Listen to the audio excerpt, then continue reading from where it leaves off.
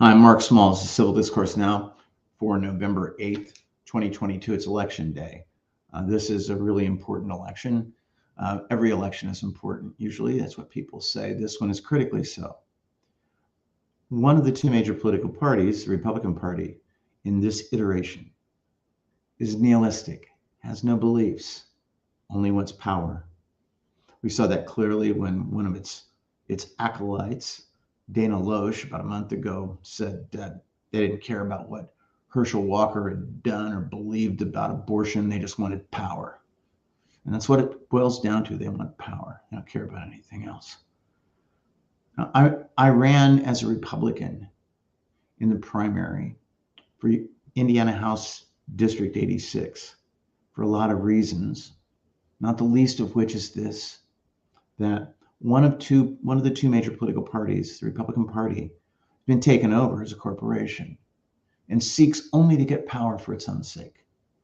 There are very few beliefs that a piece of paper, and that's what a corporation is, holds.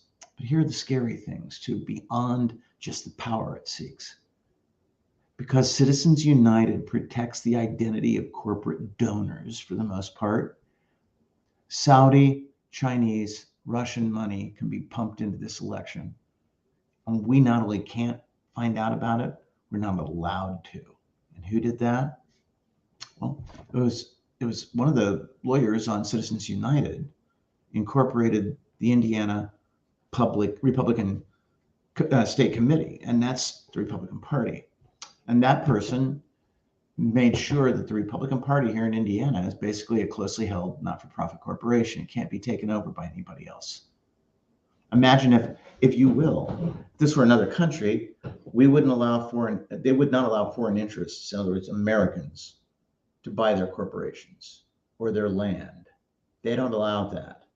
And yet the party on a national basis that is screaming so much about foreigners and illegal immigrants the most, the Republican Party, is the one that's been hacked by foreign interests that are hostile, not only to the American people, but to their own people, be they in Arabia, China, or Russia.